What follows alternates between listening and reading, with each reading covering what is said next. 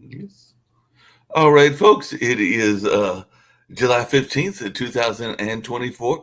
And of course, a lot of people are talking about what took place on Saturday, which was the shooting of presidential candidate and former President Donald Trump, and all along those lines. So I know earlier we were asking if anything important had happened over the weekend, and that was one of the things that happened over the weekend and all along those lines. Of course, there are other things that were taking place around the world. And yes, I have even went by a food truck rodeo on yesterday after having spent Saturday with mom up at her house, and we were actually having a mini family gathering because there was definitely some folks that came down to visit from Flint, Michigan, I think Arizona, and a number of and of course the folks throughout North Carolina. But I think we counted like 33 or something like that people. But it was a good time, a good visit, and we definitely enjoyed each other's company. And that was before we had learned of the shooting. But when I called back, mom, that she was talking a little bit about that, as was the folks at the food truck rodeo, including some folks that were having some,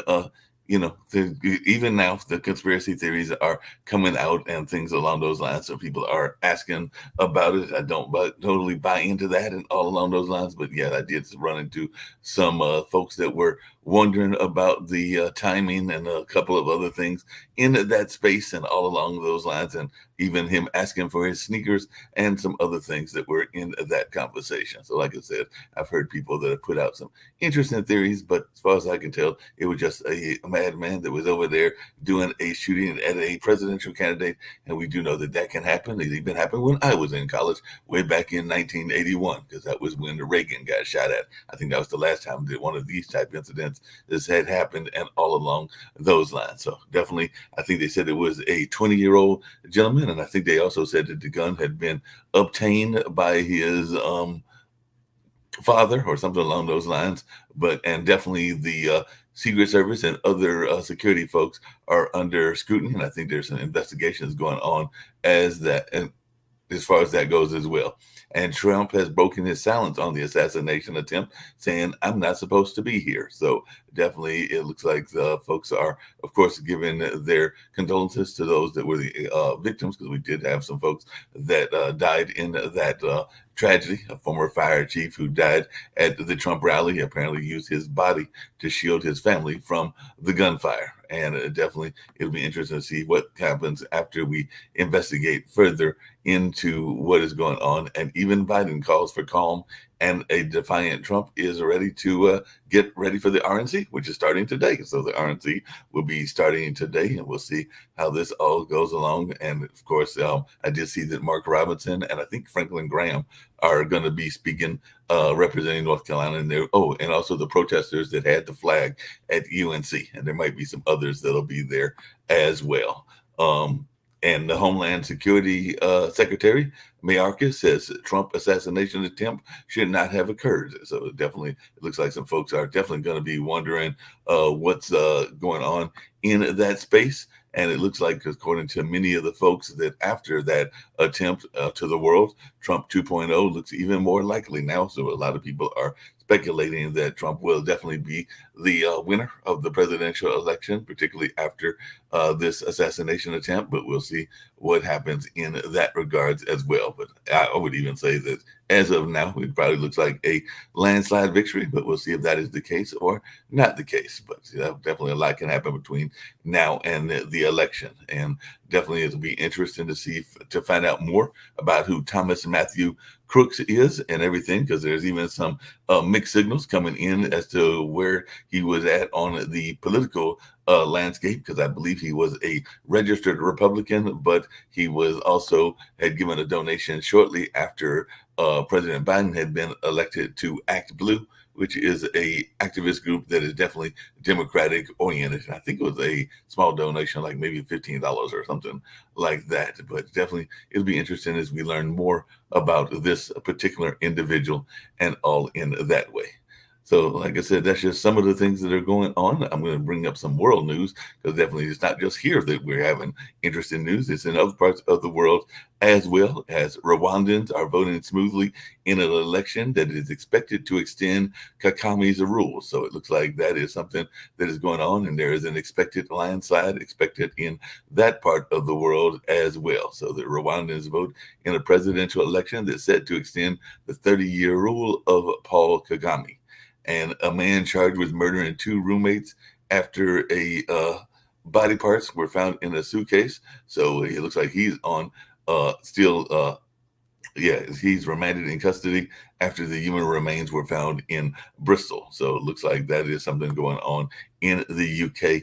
And in Kenya, a suspected serial killer has confessed to the murder of 42 women in Kenya, according to the Kenyan police. And the Kenyan police arrested the suspect in the dump bodies case. So that is something else that is going on in that world. And food aid is piling up inside Gaza. Here's why it's not reaching those in need, according to some, and all along those lines. So I guess they're saying that some of that is being commandeered, and it's probably being commandeered by various folks. So after 10 months of war, the humanitarian situation in Gaza is absolutely atrocious. So we'll see what takes place in that way as well.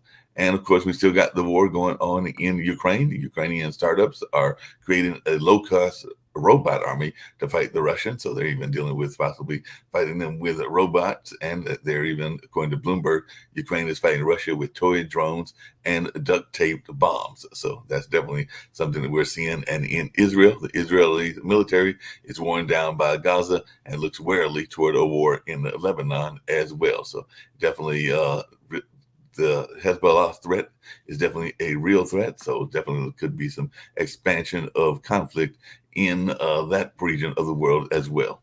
And the Chinese Communist Party met to set the direction for their troubled economy. China's economy is in trouble, and there are some folks that are saying that Xi Jinping has other priorities, but definitely looks like they're trying to get their economy in line as well. And Gambia keeps the bans on female genital cutting after fears it would be repealed. So that's something else that we're seeing as well. So definitely a number of things happening in various parts of the world, including the France's left-wing parties are struggling to unite, according to socialist leaders, and all in that space. So definitely we'll see how that goes as well. So like I said, that's about 7 minutes of news items, but we'll definitely get to some of the other things that I might get to as well. But like I said, the big news was the attempted assassination attempt by folks as in terms of the whole thing with the rally in Pennsylvania. I don't remember where the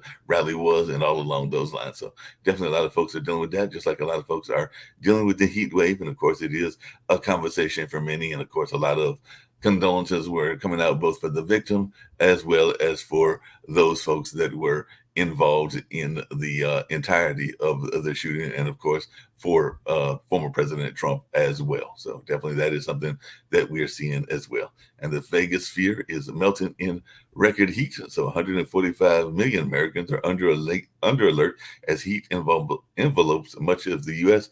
And I can tell you that I did not stay long at that food rally as I sometimes would have, or as long, because it was definitely hot out there. I think it was like 98 degrees and a feel like temperature of 105. So it's definitely been some hot weather and all along those lines. So definitely, and folks are still dealing with the power outage in Texas. So over 300,000 are still without power 1 week after Beryl ripped through Texas. And Governor Abbott is saying that that is completely unacceptable, and he set a timetable for immediate action from Centerpoint after the post-Beryl failures. And I know in the past, Rex Lee and others that are associated with that area have talked about some of their misgivings about some of the things that are going on in that area in terms of infrastructure and all along those lines. So, like I said, get ready to bring in a number of folks, including I know Shaquille's coming in from down under, and we've got other folks that are here as well. So we've got Dan Worthington, and we've got other people that are here also. So I got Rick Rosner, and I've got Shaquille, and of course I've also got yeah, that's about it. Nick may jump in as well, but like I said, the big news seems to be. Oh, and Lee Rhodes is in the background, so maybe he'll jump on screen. I know lately he's been traveling and all along those lines. But like I said, even when well, it was coming back from home from the family gathering because it was on my mom's grandmother's side.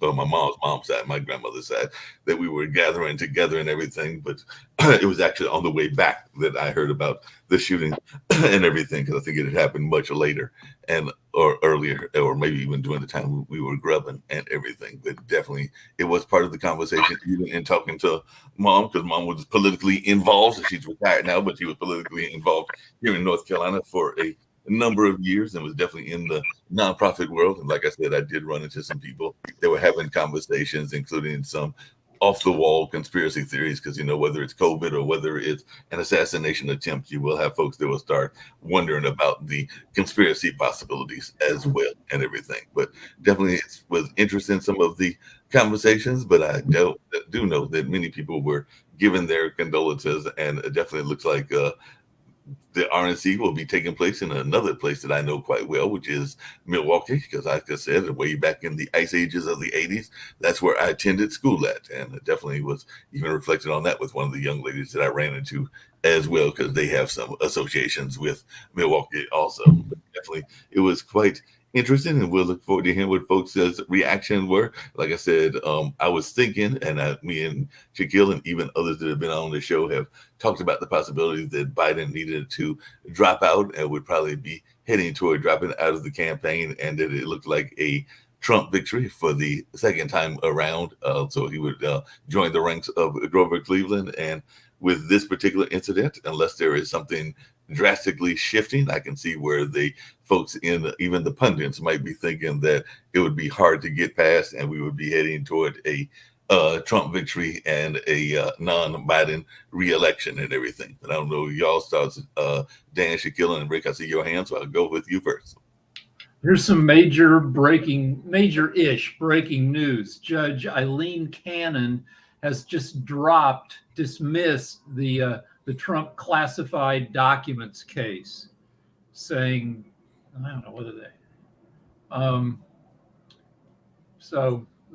it'll immediately be appealed, but for right now, he's off the hook on those charges. Well, and not only that, but the other thing that I had seen, which I thought, from a tactical standpoint, because I was talking to a friend of mine, I don't know what those of you that are politically involved think about this. From a diplomatic standpoint, it made perfectly good sense, but from a tactical standpoint, I don't know that it was a great move and everything. But I did see that because of their wanting to cool down the temperature of some of the political rhetoric, that as soon after the attempt took place and all along those lines, that Biden was pulling his ads and didn't want the ads to be aired and all along those lines, because some of the ads can be on both sides, can be very toxic and all along those lines. So I guess to cool down that political temperature, he wanted to stop running those ads and everything. But when you pull the ads, then you also lose those eyeballs and lose the kind of notice that you can get from those ads and everything. Because sometimes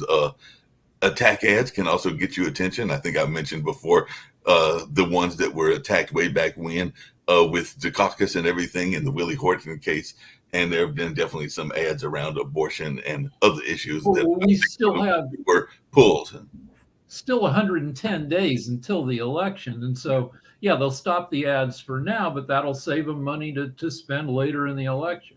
Yeah, that makes sense and everything. But like I said, Adam, it looks like I know you've been talking from a political standpoint and a number of other standpoints, but what is your take on this notion of maybe Biden heading toward not Biden, but Trump heading not just toward a victory, but maybe even a landslide victory after this assassination attempt and all along those lines. So I was just wondering your thoughts. They're getting ready for the RNC convention that starts today. I did see that Mark and Franklin Graham, who is Billy Graham's child, and a couple of others from right here in North Carolina will be speaking. But what's your take on what transpired? And even, like I said, I'm not the biggest fan of conspiracy theories, but I've already heard people that are putting out some theories and trying to claim that it was staged because of Trump's background in entertainment and all along those lines. But it definitely looked like a legitimate attempt to me and everything. But I just wanted your take on what you're hearing. Well, I asked Stephen to mention it. It's a sad and terribly tragic day for the United States. Yeah. I'm thrilled that President Trump is safe, but his assassination, the assassination attempt, reflects the level to which political discourse has gotten out of control. And the left-wing media, liberal academia has contributed to this with, for example, a cover page on the New Republic that has Trump depicted as Hitler, media outlets calling him a fascist, a racist. It's disgusting. And I do believe that there is a causal link between that type of rhetoric and the assassination attempt. We need to tone things down in America. You can respectfully disagree with people and have a civil discourse and still get along. As far as the election goes, Trump is headed for a landslide because Biden has been an ineffective president. Inflation, gas prices, the border, the economy, foreign conflicts, on every measure or metric, he has been an ineffective president. And most importantly, he is cognitively declining and does not possess the intangibles that inspire Americans in his leadership.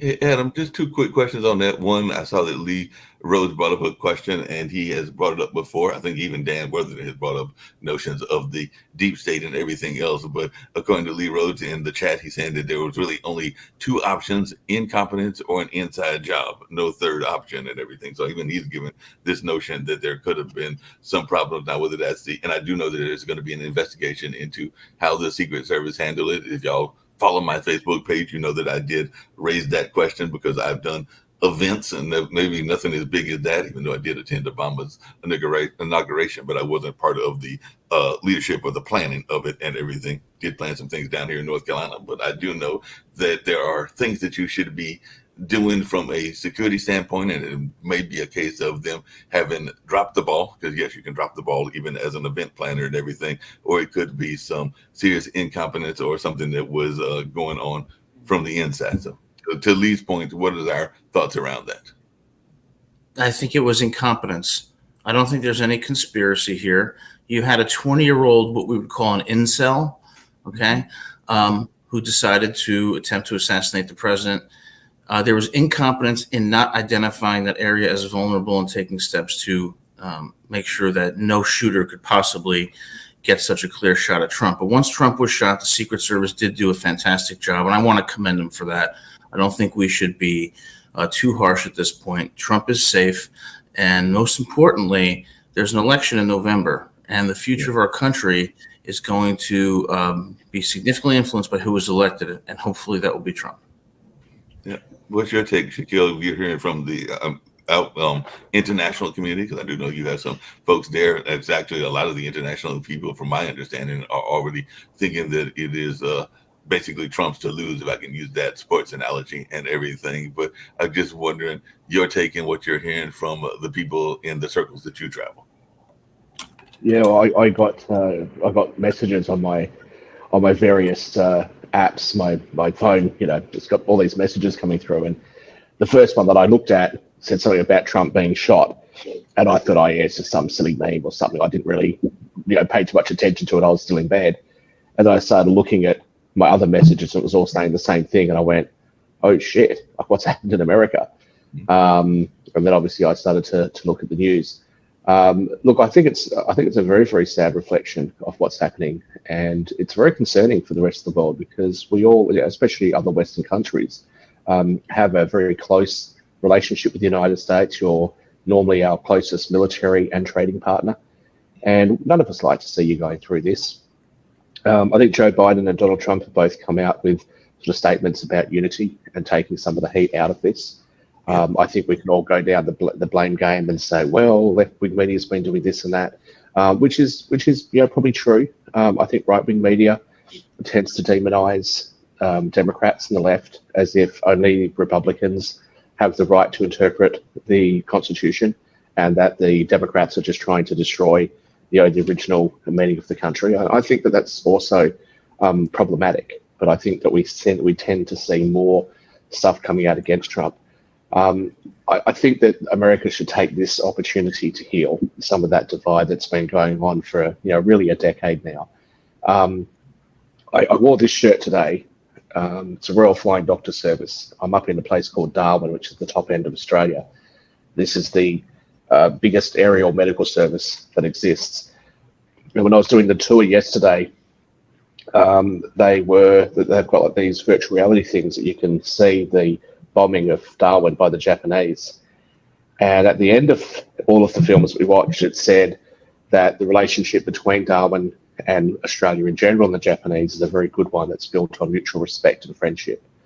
So may I suggest that if Australia and the United States, for that matter, are able to have such a great relationship with the Japanese and with the Germans, then there's no real excuse for Democrats and Republicans not to be able to mend their divide. So I really do hope that you guys find that.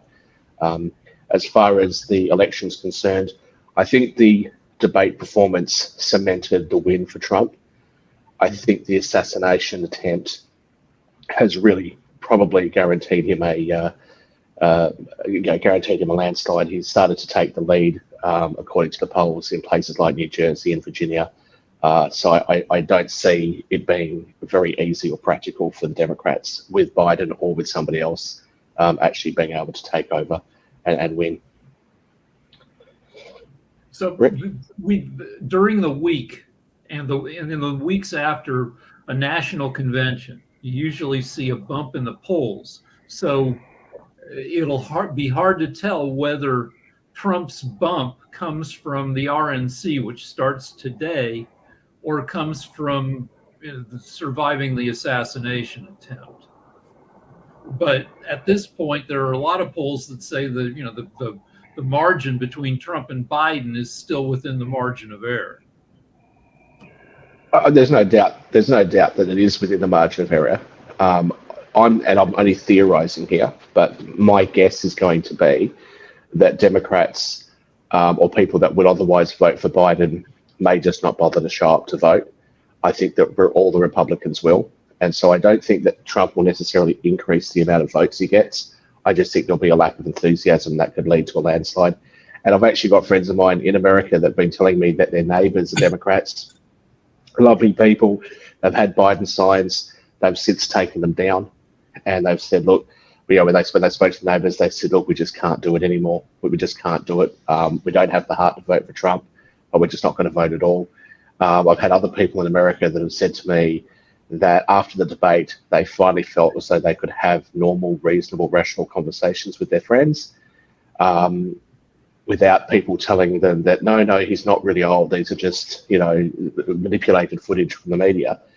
But what has happened since the assassination attempt is that they're actually now able to go out and say, I'm a Trump supporter. And whether that's true or not, I think if people start saying it more, it's going to look like a massive increase in support for Trump. And I don't think you've had very much of that, because I do believe that there's a lot of people around the world, but especially in America, that are very, very scared to say, I like Trump, because they're afraid of what that repercussions will be for their careers and for their lives and all those sorts of things. I think that's true. Mark, can I say something? Yeah, go ahead, Ed. Go ahead. Just very briefly, I think one point that's important to emphasize is that one of the things, or perhaps the most important thing that leads to a stable and successful country, number one, intelligence. Number two, personality. Number three, temperament. In this country, we have been overrun with stupidity recently. And I'm not just talking about among citizens. I'm talking about in academia. Go to any law school as a conservative and see how these faculty members behave. Try to be a dean or an associate dean and see how these faculty members behave like entitled children, and the quality of the faculties has declined. They lack the intelligence, the personality, and the temperament. And the biggest threat to the United States is stupidity, because you've seen people elected in Congress who truly lack any worthwhile degree of intelligence. You see people in academia. You see people in the media, and I'm targeting MSNBC for this. So the degradation of our country is correlated in substantial part to what I believe is a decline in the intelligence not only of the citizenry but the leaders who are supposed to guide us to a stable and secure future. Hey, So just really quick. I mostly agree with Adam, though I would, replace MSNBC with, a liberal, target. But yeah, the courting of the euphemism is low information voter. That is the euphemism for a dumb voter, and it's become a political strategy to go after those people with simple messaging because it's easier to drag them around by their noses. And you get dumb people in Congress because the job has become more miserable, because the job is half fundraising. And the people who can put up with that are often like not the highest quality people. And then on top of that, you got gerrymandering, where more than 90% of the seats in Congress are in safely Republican or safely Democratic districts where the winner of the primary is guaranteed to win the general election. And the voters in primaries are more loony than general election voters. So you end up with often loonies getting elected.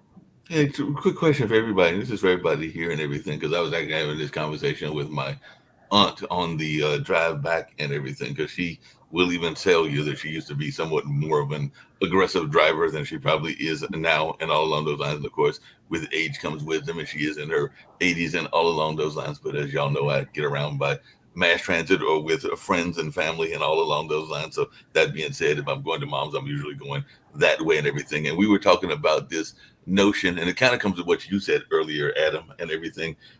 Have we as a society become more quick to become offended by a person's stance, their person's views, or whatever, and all along those lines? Because that was part of the conversation that I was having with my aunt, and all along those lines. So I was just wondering, if are we less able? Because I think I even told y'all before about the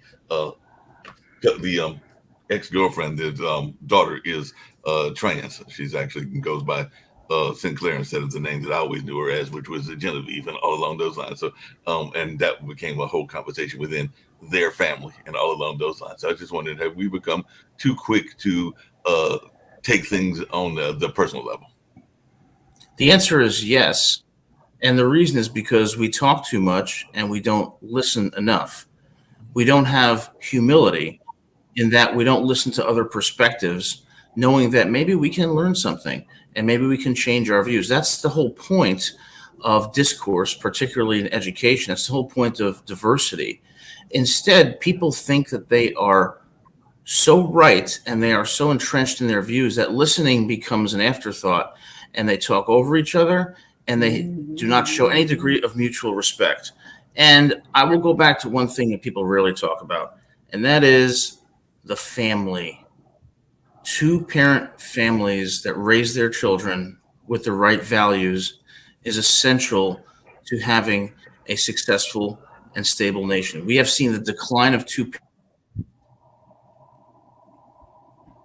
I think Adam froze and everything. Yep. So Yeah, I think that's right. We're seeing Parent families. So I'll leave it there. I think someone wanted us to talk. Dan, was that you? Hands up. No, that's fine. No, I echo everything everyone said. I think there needs to be a call for civility and national unity, and I think.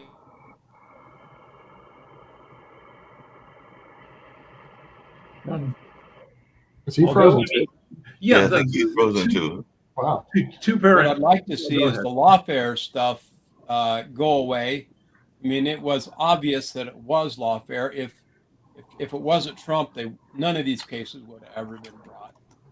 And the money that's been pumped into these cases by these billionaires to create the havoc and to distract Trump, it's been ridiculous. It's been embarrassing for our legal system. The vitriol and everything around January 6th, and the playing that the committee made around that, positioning it did around that, the whole. I mean, the problem is January 6th should have never happened. the National Guard should have been there. The small number of Trump supporters that were there should never have been ushered in by security. And I mean, it was a setup to begin with, and people were stupid. Now they're in jail. They're all going to get, pardoned by Trump. We know that. But what an embarrassing situation. And, meanwhile, all the violence and everything that took place in cities all around the country where nothing was done by prosecutors, where windows were broken, business stuff was stolen, and Cortez said, "Well, no, it's reparations, right?" So we're seeing craziness, and we need to have unity and uniformity and calm right now, I think. Yeah. Speaking of billionaires, really quickly, I did see that right after the shooting, and he's been kind of on the fence, even though a lot of people were thinking that he was going to go more toward the Trump side. And some people are a great admirer of his business acumen. Other people are not that great of admirers. But I did see that right after the shooting, Elon Musk has come out in support of Trump. So I was wondering if this is going to even further push Trump support and all of those lines, because Elon Musk can be a character that can definitely have people's attitudes that can definitely have certain reaction to him, whether it's positive or negative and everything. But he is a strong businessman and a strong figure. So the fact that another person is in Trump's orbit, for lack of a better term, in terms of the financial world, has come out and given him heavy backing. Will that help the? I mean, this isn't particularly new. Elon Musk has appeared to be in Trump's corner for months. Yeah. But I want to talk about one more thing, which is before the assassination attempt, a lot of the coverage and national kibitzing had shifted from Biden's age to Project 2025, which is the Heritage Foundation, the RNC's wish list for, if we could wave a magic wand, here's maybe a list of the things we might want to try to do. And we'll see if the discussion shifts back to that, either during the RNC this week or afterwards. Trump's distancing himself from that 2025 stuff. It's interesting. A lot of the dialogue on the RNC platform now has been moderated by Trump because there was a lot of what they he froze up. Yeah, because it'll appeal more to moderates now. Right now, it's all about getting elected, isn't it?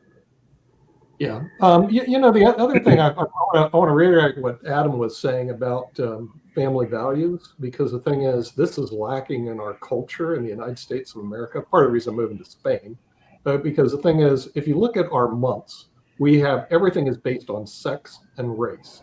We have Pride Month, we have Hispanic Month, we have Asian Month, we have Black Month, we have every possible disadvantaged group month. But we have nothing on Family Month. We have nothing on Community Month. We have nothing. Actually, just because we don't celebrate them, don't mean we don't have them. They do exist. There is National Family Day. There is days around. Yeah, but they're not a month. I mean, the thing is, we're spending a month on Pride Month, and we're not spending a month on Family Unity Month. Come on. I mean, the thing is, this is the reason. This is a degradation of American culture. And so I go to Spain, they don't do that, which is kind of very interesting. And we don't have the violence over there. In Andalusia and also Asturias, they had one murder, and that was in 2021. And they have a population of multi-million people in northern Spain. Several million people, they have one murder, okay? In the United States, one murder, are you kidding me? That's like every day, 50 murders in the whole country by gun last year in the whole country of Spain. Here it was 20,000. We really have a country that is degraded down, and our media and our leaders do not push family values at all. There is nothing supporting. Well, actually, they're actually pushing the opposite. I think I've said this on previous shows that we've an agenda of fringe groups. Okay, in other words, that's where look. If you're going to do Pride Month, you need to have National Chess Player Month. You have to have National High IQ Month. You have to have national, whatever fringe group is out there month, and stop it with these fringe groups and start supporting. We've seen that happen. Hold a second. I really don't want to hear another pride. No, hold on a second. Just really quick, I was going to say that because in 2 months will literally be National Family Day, so September 23rd, 2024. And National Family Month does exist. It exists between Mother's Day and Father's Day. So technically, that is actually a national holiday. National Family Month exists in the 5-week period. So families get a day, and the pride group gets a month. No, I just said there's National Family Month. I just told you that. I mean, between Mother's Day and Father's Day. Where's the National Chess Player Month? Come on. There is National Bike Month. I'm sure there is a National Chess Month. I can look it up. You know what they have? One of the things that we do in society is we give months to different causes and different reasons to celebrate and everything.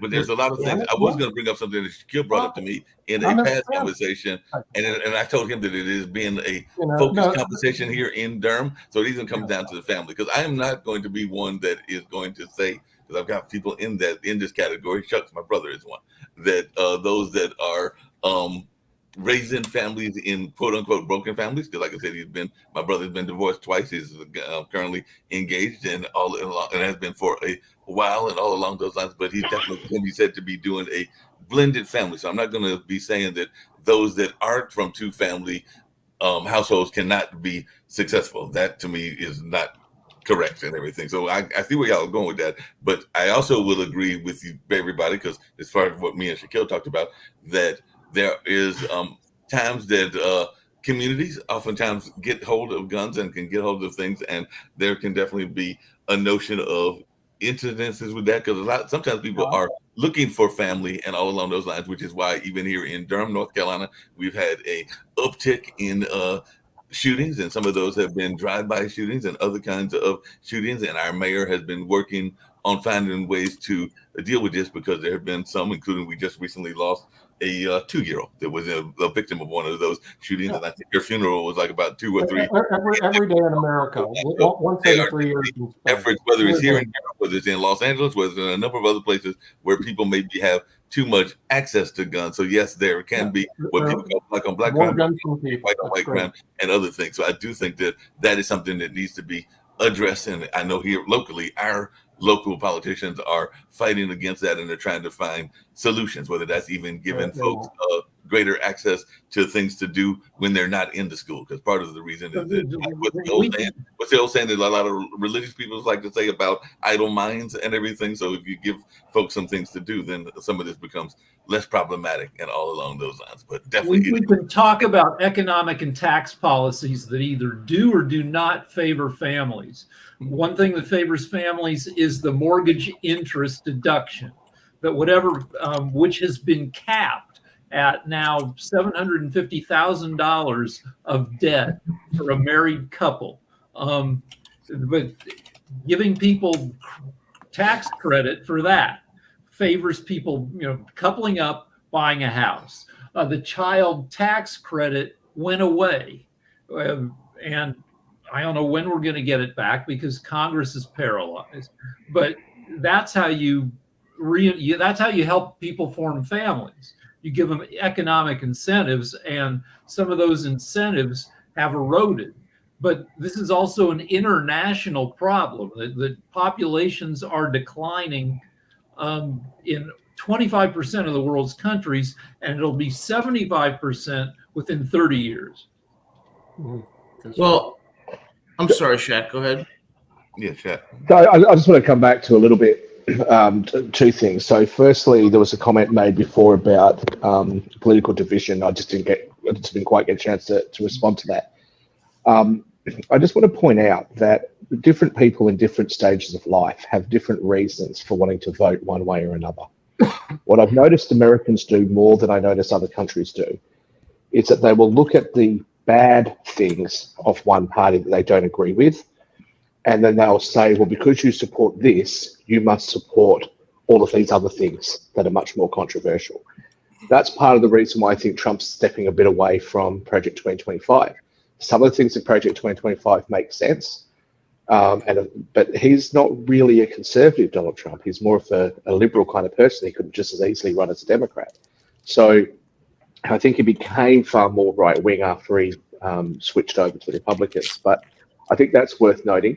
Just in relation to families, what you're saying, Mark, you're correct. I think that you can have blended families. But I think the point that people are trying to make is that my generation didn't want to go through what we saw the generation before us go through, which is these brutal divorces and, kids just being torn between their parents and all that sort of stuff. So a lot of people would like to have a marriage that they take seriously. And when you have things like, even internationally, like say the chief person in charge of the family court in the UK about 10 years ago said that the demise of the nuclear family is not something that should be mourned, but should instead be something to be celebrated. Now, the way that comes across is really offensive to people that are just trying to live their lives. They're trying to find a person that they love, that they can have children with and build a life together. And I think that there is not enough, I don't think that marriage is held as sacred as it once was. And I think that a lot of people would like it to be. Now, I don't believe that people should be forced to stay in a marriage that they don't want to be in. And I don't think that children should be, bullied because their parents are divorced or anything like that. I mean, I think we've moved past that as a society. But I don't think there's anything wrong with saying we should be providing economic incentives to young people to get married at a relatively young age, have children and build the future, and give them some tax subsidies on being able to buy a house, give them some subsidies to be able to help them with childcare and all those sorts of things that they need. But Shaquille, what would the subsidy be? Because I know if you remember last week, I mentioned the fact that I believe it was Baltimore, Maryland, they came up with this notion of a $1,000 baby credit and everything. And while I have no children, I do have I do remember my nephews when they were babies, and I've got friends that have young people as well in their life. And I know that $1,000, that's probably going to get you any formula or anything at all. So that seems a low ball figure to me. But I could be wrong, and maybe they're going to give it to them on a weekly basis.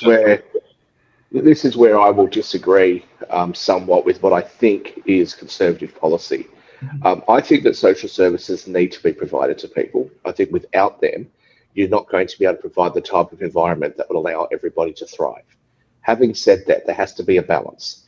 If you give too much money, then people decide that they don't want to work, and it takes away their interest in working and succeeding.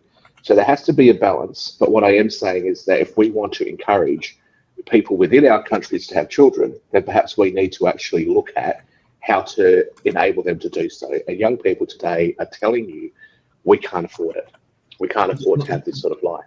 And the response they get back, is, well, you can adopt a kid, or, hey, blended families, or, all these sorts of things. And I think that's not only does that not recognize who they are, but then they hear this like, well, look at this pride family, look at this mixed race family that's being put on TV. So the focus is never on them. And, before Nick's prior comments about we're not celebrating families, you said that, well, there is actually a family month. Mm-hmm. Well, what advertising is there for that? You don't see all the flags being taken down and family month flags being put up.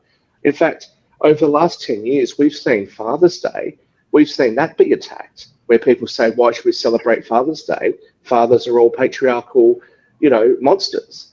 So this is the sort of thing that I'm talking about. People are really fed up with that. And I think it's demoralized society. And then you say, well, let's bring in new immigrants because it gives the economy a boost. I mean, it's not fair on young people. And I think we've got to get back to, what are our core values? Surely our core values are allowing two people to fall in love and be able to have children. I'll hand it over to you guys. So we can look at what got people into homes. And we had more people in homes in around 2007 because home loans were easy to get and they were super low interest, but it turned out to all be a scam that crashed the economy. But you could structure things the way they were in 2007 with federal subsidies. I know people hate that, but to help people get into homes, give them right now the FHA mortgage rate is 7%. That doesn't help people get into homes. But if you could give people like 5-year balloon loans where they start off at 2%, or 8-year balloon loans, and if they stay current on them, maybe they get another couple years of low rates to get them into homes. But Rick, along those same lines and everything, and I see we got Steve here, and I'd love to hear Steve's comments about this because, as y'all know, it's not just here on the show, but even among my friends, I have interesting conversations and all along those lines. And one of the things we've been talking about is if you go around Durham, North Carolina, even if you go down Raleigh, you will see a number of buildings that are being constructed left and right, and they are popping up left and right. Matter of fact, one of my friends just lost his restaurant because of the amount of parking and other things that were constraining his ability to keep his business running and everything because of this growth. And one of the things that several of my friends have asked is, who are these buildings being built for? Because they're not being built in the price points for the people that actually live here and everything. So we're thinking, I can tell you this, Rick, but we're thinking they're actually being built for people from California and New York that are actually used to the kind of rates that are being charged for some of these loft type of apartments and what do you call them? Townhomes and a number of other that makes perfect sense that you have, because the price of an average home in California is around what, $850,000 now. So yeah, you do have some people looking for cheaper states, Right. and then they create the same squeeze that we have in California. Exactly. What were you going to say, Adam? And Mark, I think there's 2 points that are important to emphasize. Number one, what I would say to people is, don't rely on the government ever to solve your problems, because the government is largely incompetent. Instead, make the right choices. Don't impregnate the high school cheerleader. Don't commit crime. Don't have a 7th kid when you're poor. Get an education. If you can't afford it, go to a community college or a trade school. Don't do drugs.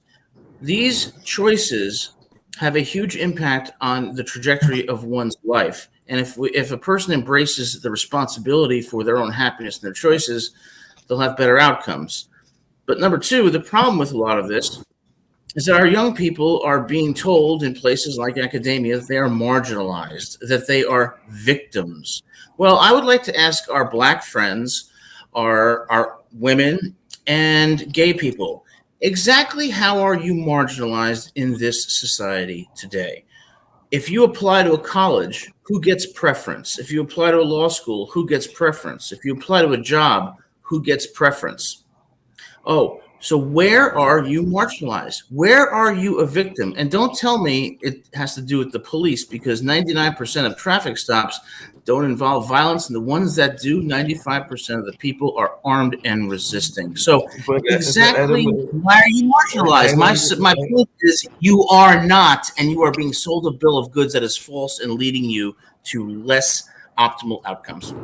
Adam, I would agree with you on that, and I definitely want to hear from Steve. Definitely, there is redlining. There is definitely even the notion of to women. Redlining was in the 30s.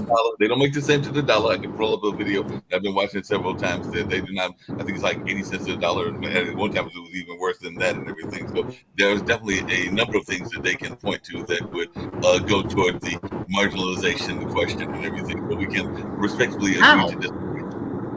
So if you make less money on the dollar, it's probably because you have a different position that requires a less substantial skill set. So, for example, same job. Women or men. Same jobs. Doctors, even the doctors make less than. I'm sorry, Mark. That's just simply not true. And there is no major economist that actually agrees with that. Okay, and the problem is that people are able to play very fast and loose with the statistics. There is definitely racism in the United States. There is definitely people are left behind. There is definitely challenges that women are still trying to overcome. All those things exist. But when you start to manipulate data to prove certain points, people who know how to interpret this data, or even people that don't know how to, but just interpret it differently, you end up losing, I think, a lot of credibility in that. I'd like to just very quickly ask Adam a question, but before you answer it, just let Rick go because he's got his hand up. In relation to what you said before about if you don't make these mistakes and you live your life, you don't do drugs and you don't do this, you don't do that, the trajectory of your life will be good. Now, I agree with you, that makes logical sense. However, as a teenager, I was extremely rebellious and I made every mistake that you could think of. and I've had a lot of failures, and I've had a much more difficult life than I otherwise would have had to have. I guess my point that I would make is that we should be aiming to have a society that allows people to make mistakes and still go on to have a decent life. Yeah, we What's need your response? Shaq, more. in response, Hold on. in response We to need, that, Let Rick go. Let Rick go first. we need more teens to make mistakes. In 1991, 6.2% of all teen girls got knocked up in America. Well, that wasn't one of the mistakes that I made, so I was careful. But that is down by more than 75%, from 6.2% to less than 1.4%.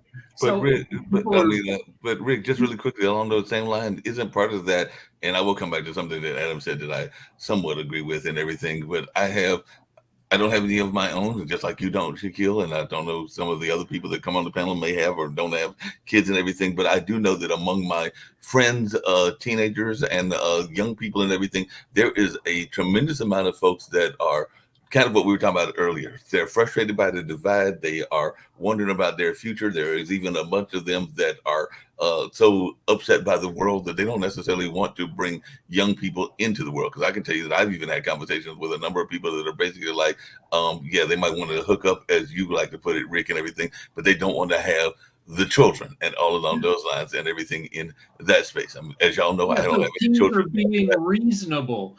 Like their teens are being reasonable and not getting pregnant. And, a lot of the kids that we had in the past during the baby boom were people making bad decisions and getting knocked up. So, right. But what I would say in response to Shaq's point is I agree with Shaq. I made mistakes too in my life. I made mistakes in my 20s and 30s. So everyone's going to make mistakes. But if you learn from those mistakes, if you learn from failure, you learn how to overcome adversity, and you begin making right choices, your life will get better. It's never too late to make the right choices, and we should not shame or vilify people for making mistakes. We should believe in second chances and encourage that. And at the end of the day, if a person evolves to make good choices, they're going to have a good life. Hold on a second. Should we hear from Steve Brown? Because he's in the car. We haven't heard from him yet. Maybe he's going off to some important political thing. And all muted. Steve, you're muted. He might just be on his way to a tennis match. Or he might Sorry, be on guys. the I'm having a hard time. I'm driving today. I've had an emergency I'm dealing with at work. Can you all hear me? Yes, we hear Can you. hear you. Well, what I will say, I was going to close out today on the Trump assassination to make a quick statement. But to answer your question about, well, first of all, to talk about the offices they're building, I think one of the biggest problems we're seeing today is vacancies in office space. And I think, in North Carolina, we were on lockdown for 888 days, and there was never really a return to work policy put in by employers. So where Mark Lee and I live in North Carolina, it's really been hard for these small business, these companies to come back. And so many businesses are being abandoned, looking at 30 or 40% vacancy rates. And while we're saying this, housing prices continue to rise. I think this is going to be tough for the Biden administration because inflation is coming down, but prices are not going down at the rate inflation is. And so that's also an issue that we're dealing with today. I'm going to go ahead and start my closeout of the Trump assassination because I don't know whether people want to give their insight. But my statement is this. I think we should be grateful as Americans. We pray today that President Trump and his family are okay. And I think anytime we have to turn to bullets rather than ballots in an election, I think we all have to take a pause to ask ourselves where we are as a nation. I'll leave you with this. Just a few days ago, I gave a statement on radio that was played. I'm doing these fireside chats now in North Carolina. And I was actually on a run listening to the late President John F. Kennedy's remarks. And it brought a lot of emotion to me to listen to what he was saying to the American people. Basically, what the president was saying was that there comes a time in the history of our nation where generations are called to answer the summons to save democracy or to fight for freedom. And he went on to say that we honor those who died for the freedom, but that we as Americans have to look at the enemies that really matter, which are the enemies of poverty, disease, the enemies that we as Americans could deal together, and that the enemies are not necessarily ourselves, where we're looking at each other, whether we're Democrats or Republicans. So I would ask the American people today to, number one, be grateful that nothing happened to Donald Trump, President Trump, because I think if half the country had believed their leader was shot for whatever reason, we would be in a very different place. But I hope that we can get to a point where we respect each other's differences and actually have a conversation. And whoever runs the United States is a president of all people of this country. And so let's hope and pray the nation will, it might die down a little bit.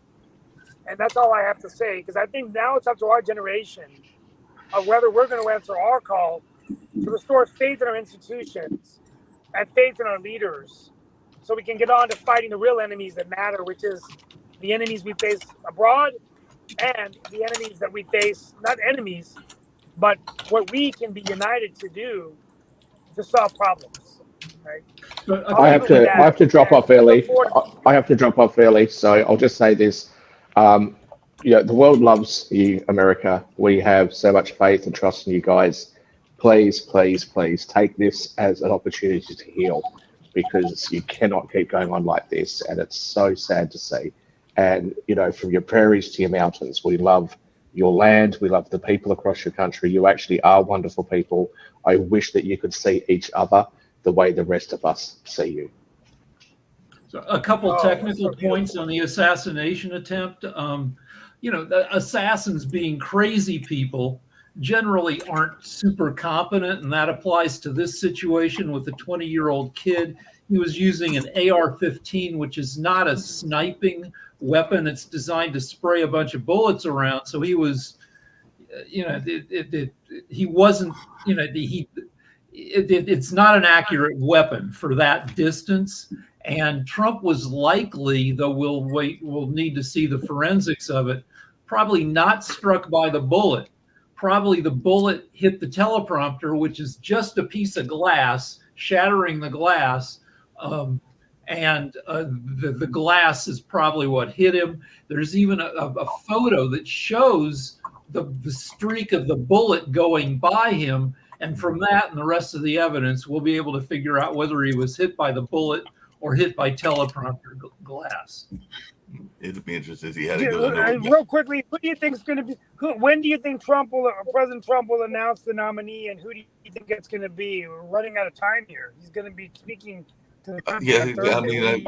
Because I know he's got Robinson speaking. He's got some other people speaking from North Carolina. My guess, and I could be wrong, it won't be the first time, is that it'll either be, because the closeout went on Thursday, but I'm thinking it'll be Wednesday. And my personal thing, just based on what I'm seeing and what I'm observing, I think that it'll be Vance, but I think it'll be Vance will be the vice presidential candidate. So I don't know if others like Dan and Adam and Rick agree with me, but that's where I'm thinking will be the tick, Trump Vance. Well, there's been some lip service being paid to Trump being a changed person after the assassination attempt. If he's a changed person, that should be reflected in him making like a strategic choice for VP, somebody who could win him some independent voters. I'm not sure J.D. Vance gets him that. I'm not sure. Well, Adam, what's your take? Is it Trump Vance, or is he going to pull Tim Scott or somebody else out of the air? I hope it's not J.D. Vance. I wish it would be Nikki Haley. And I hope that Trump, if he has some common sense, will pull a big surprise and pick Haley. As a lib, I agree with Adam that he wants Nikki Haley because that would be good for the Republicans. I'm hoping Trump does not do that because it would be good for the Republicans. What's your take, Dan? It could be a very winnable ticket, and I think that, but whether that could be, I mean, we often forget. I'll end with this because I know we only have a minute left. When President Biden selected Vice President Harris, it was a surprise. I mean, they weren't getting along, and it just came along. So this might be a strategic move because I do believe the selection of Ambassador Haley, as Professor Lamparello has indicated, would be the nail in the coffin in terms of just going after independents, women voters, and the son of Indian immigrants, a woman of color, I think would play very well. And she's strong. She could be president if something were to happen to Trump, which I don't think anything will. But anyway, we'll see. I don't think J.D. Vance would be the right choice. And I've also heard Marco Rubio, maybe not that, the son of Cuban immigrants, but I don't know. I think Haley would be the best. But we'll find out soon. We'll find out soon, probably by Tuesday or Wednesday or something like that. Rubio would have been the second one that I would have thought he would pick, but I understand Rubio's got some problems and everything. And maybe I'm biased, and I'm just going to joke with Adam and everybody else that doesn't have one. But J.D. Vance does have a beard, as does some of the other Trump people. So maybe that's why I'm thinking J.D. Vance needs to have it, and all along those lines. Yeah, hillbilly elegy. There we go. Yeah, exactly. But on that note, we're going to get ready to get out of here. I know we got Economics Monday starting right about now, and then we've got Media Monday as well.